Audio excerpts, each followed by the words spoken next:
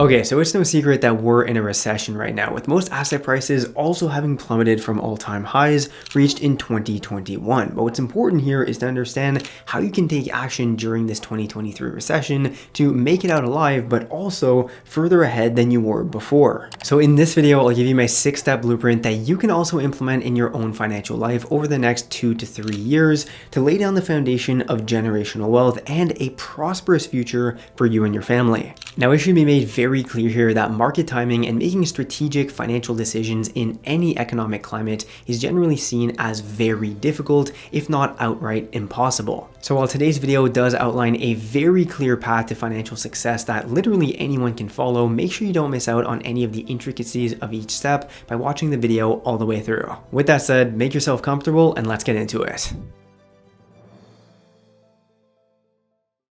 Alright, so before we can speak about any investment in the market, none of that matters if we don't first tackle the main issue at hand that most people are faced with that would limit the ability to take advantage of the strategy we'll be outlining during this 2023 recession in the first place. And that has to do with making more money and therefore being able to save and invest more of it each and every month. Because seriously, the entire narrative that we'll be discussing shortly is irrelevant if your expenses match your income each month, limiting your potential for investments during the best time to do so when asset values are depleted. Now, of course, I'm someone who's always advocated for and pushed my viewers to create additional income streams, be it through a side hustle like a YouTube channel, an online product-based business, be it digital or physical, or even through investments such as dividend income, rental cash flows, and so forth. But the reality is that, as I've said it before, for like 90% of you, your main source of income is going to be from a job. This was certainly the case for myself over many years, and there's absolutely nothing wrong with that. In fact, if you do have stable income from a job, it'll be much easier to get approved for loans and therefore be able to follow the blueprint that we'll be covering shortly. And bottom line anyways, being an entrepreneur certainly isn't for everyone. That's something that I actually covered in a recent video that I made on the channel, speaking about my experience over the past 3 years. So with this in mind though, let's actually cover a handful of things that you can implement in your own professional life now and moving forward so that you can start increasing your earnings potential over the next couple of years. The first element comes down to your earnings potential based on hours worked and value offered to the company.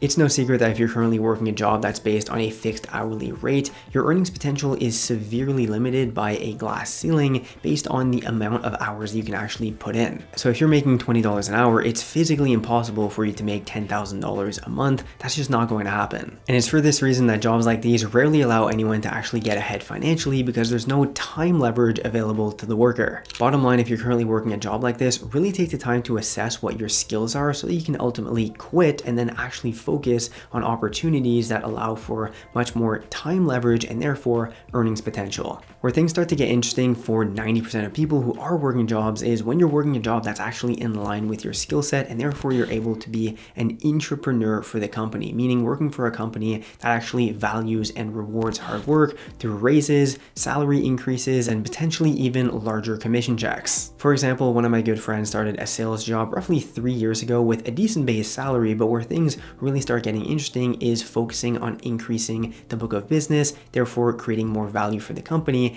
and increasing your earnings potential through increased commission, right? And so now after 3 years of being an entrepreneur for that company, making well over 6 figures, that's really how most people are able to create larger amounts of money for themselves and really start increasing that savings rate. So it really doesn't matter what you're good at and what your skills are because there's opportunity in every skill set and every field to create an environment for yourself to leverage your time and effort for higher income. That said, many companies simply don't offer the type of opportunity that we just spoke about. And if you're miserable at your job anyways, then the paycheck is simply not worth the time that you're investing in that position. And so that's where starting your own business comes into play that generally offers a much higher earnings potential over time. Once you've figured out your own path towards creating additional value and income, it would be a complete waste if you weren't able to also increase your savings rate in order to take advantage of what's to come next. Now I know, not another video about increasing your savings rate, but seriously, no one ever became rich or wealthy by spending more money each month than what's coming in. I've said it many times previously on the channel, but it's not through focusing on cutting back on expenses, but rather through focusing on massively increasing your income that you'll be able to ultimately save a lot more money in the big picture. That being said, the reason why an increased savings rate is really critical at all times, but especially important right now, is for being able to deploy that excess capital into the markets when asset values are depleted. Which brings us to part 2 of today's video, being my game plan for what I believe the future timeline will be over the next couple of years in the markets. I've made a ton of videos over the past 6 to 12 months speaking about interest rates and what I believe will happen in the present, but also in the future once rates stabilize and start eventually coming back down, because in reality, interest rates and the government highly impact the trajectory of the markets. Keep in mind here that when a central bank like the Fed or the Bank of Canada raises interest rates, they're effectively taking money out of the market, which in turn also tends to lower asset values. It was the complete opposite that we experienced from 2020 to 2022, when interest rates declined, meaning the Fed was effectively allowing more money to enter the market, which in turn led to asset values increasing. So why does all of this matter right now? Well, it's because as the next 12 to 24 months start to unfold, you need to take advantage of the massive opportunity that's right in front of us, which happens to follow a 6-step timeline that's already begun. Let's take a look. All of this starts with step number 1, which is that interest rate hikes will start slowing down before eventually stabilizing. Now, this is actually a phenomenon that we've already started to experience over the past couple of months, which we can clearly visualize when looking at the most recent rate hikes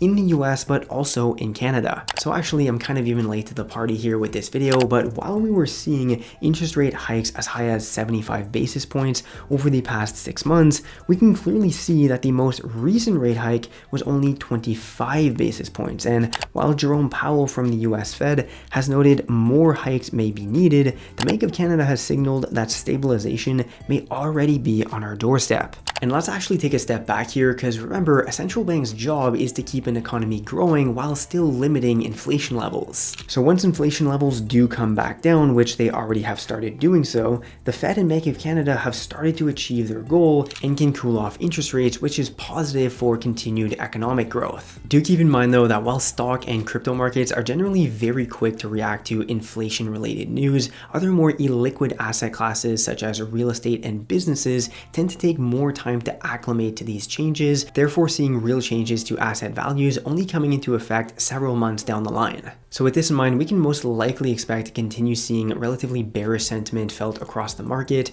and uncertain asset prices that continue trending downwards until we at least see interest rate hikes start stabilizing, therefore giving more confidence felt across the market to investors. And then comes the moment we're all waiting for, being when the Fed finally starts lowering interest rates, allowing for a higher degree of economic activity to resume once again. And seriously, the Fed and Bank of Canada have every reason to start lowering rates back down sooner than later, because keeping rates high for a substantial period of time would continue leading to depleting asset prices, which can quickly escalate into a greater recession that realistically would be a disaster for everyone. It's definitely possible that this does happen, mind you, but the entire mandate of these institutions is to promote economic expansion and keep things in check. So it's safe to assume though that once we do see interest rates start coming back down once again, it'll still take several months, potentially even a couple of years, for equity as well as other asset markets to bottom out before reversing course once again, which will happen. This is a timeline that I'm personally living by in regards to my investments moving forward, and that we've seen time and time again take effect throughout history in different periods. In regards to speed of recovery, it would only make sense that stock and crypto markets be the first movers to take advantage of this positive economic climate, while housing, which is highly illiquid and much slower moving, could take anywhere from 3 to 6 months to actually start feeling the effects of lower rate mortgages. And so in theory, that would be the best time to start deploying some of that capital into the markets that you've been saving, which is exactly what I plan on doing, attempting to buy nearing and at the bottom of the market somewhere over the next 6 to 12 months. Personally, there are 2 main asset classes that I invest to consistently. One is entirely passive with passive exchange traded funds, while the other one is quite a bit more engaged and active, being real estate investing and actually developing property, renovating, and so forth. Of course, this 6-step timeline could very well change as time goes on, so we'll have to revisit it and tweak it accordingly. So make sure to subscribe to the channel so that you can see any update videos I make on the topic. Seriously though, the next couple of years will represent one of the best opportunities to invest for massive returns long term, at least I think so, and I'm prepping accordingly. But hey, that's not to say I'm not still investing though. I've still purchased many rental properties over the past year that'll still be profitable long term, and I continue dollar cost averaging into the markets periodically when values drop. Because ultimately, everything we've just spoken about in this video could very well play out differently, but what's certain is that over the long term, 10, 20 years from now, we'll look back on right now and wish we hadn't bought more. By the way, if you're new to my channel, make sure to go back and check out all of the other videos that are on my channel already about investing and business. You absolutely won't be disappointed. And if you want to learn more about investing in the stock market, check out my full stock market investing course that's available completely for free over on Skillshare. It already has around 500 students. So that's all I've got for you today. If you have any video topics you'd like me to cover, make sure to comment down below. Don't forget to drop a like, subscribe, and on that note, I'll see you in the next one.